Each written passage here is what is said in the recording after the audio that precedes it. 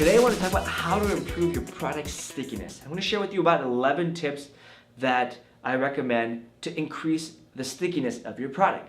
First thing you need to do is ask yourself, is your product a nice to have or must have? And is it something people use daily? This is really, really important.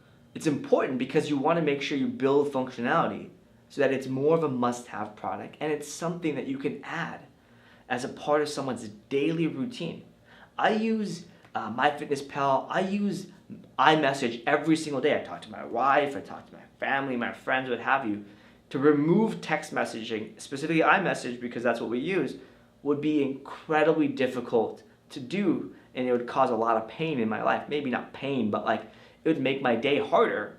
That's a sticky product. So think about what you can do to make your product more of a must-have and integrated inside someone's daily habits.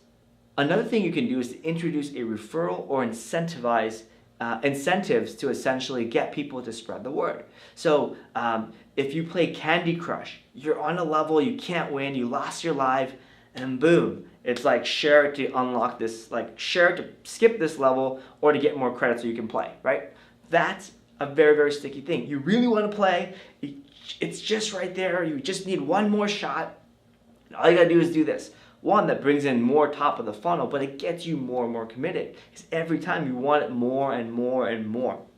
The next thing is to talk to your customers. Yes, that's probably the millionth time I've said that. But to talk to your customers and understand what they would need to make it a part of their daily or weekly routine.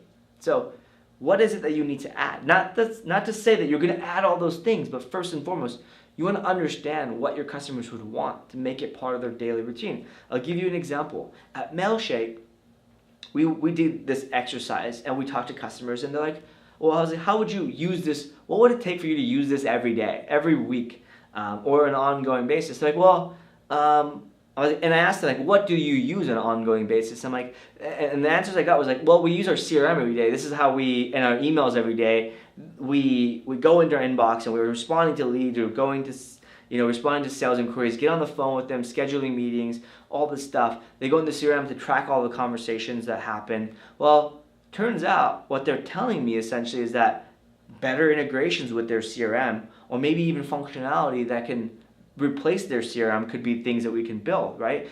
So these are all things that I'm learning by talking to my customers. And when you talk to your customers, ask for feedback. What can you do to make the thing better?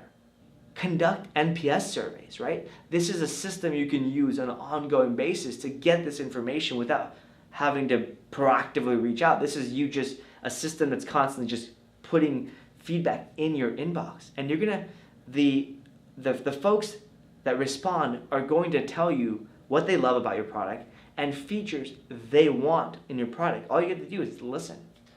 And again, make features that make your product more sticky on a day-to-day basis. And prioritize those things along with all the new functionality to expand your market or what have you. I think one of the biggest things is in engineering and dev, people just don't put enough things through that actually make the product stickier. It's an afterthought. Well, what if it wasn't an afterthought? What if it was something that like every month your engineering team or something on the product has to become more sticky or better and more polished? When you actually go through that cadence, you just overall after a year, you go through 12 cycles of more work at least one time each cycle that makes your product more sticky. Now, two more things I want to share with you, and this has nothing to do with your product, so it's easy. A marketer can do this. Anybody can do this. Number one is education and content. We see this on all of our companies at Ramp Ventures, in our NPS surveys, in our reviews.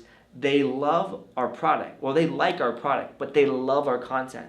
And people, actually about 15% or so of our NPS surveys that are promoters, that are the 9s and 10s, are actually about our content, not about our product. So that means we're making such a big impact that they're telling us about our content. So one is, when you talk to your customers, figure out what the heck they have problems with and create content.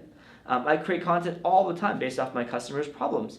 And I just rate it based off how many people have the same problem. And I just record a video or write a blog post or create content based off the highest and most problems. So it's that easy. All right, number 2 is to create a brand. One of my favorite brands my favorite company that's doing a great job right now building a brand is Drift. Drift has a really awesome brand. They have you can tell they have a personality to their brand. Now these large companies like Nike, Red Bull, these guys have huge brands, right? They spend millions and hundreds of millions of dollars on Formula One, skydiving, all these things. These just happen to be things I love doing. But really, Red Bull spends a lot of money on all this content and sponsorship so that they have a brand. More so on building the brand than it is on TV commercials to push the product, right? So think about what you can do as a startup, a software company, or what have you to build a brand. I think creating content is awesome. Maybe having a unique voice, thinking about your brand as part of the marketing activities that you do can help. And a part of this is also building a community. If you got all your customers together and got them to help each other, you would be the brand or company known for putting people together. So a community can be a part of your brand, and it can also be another activity that can make your product stickier.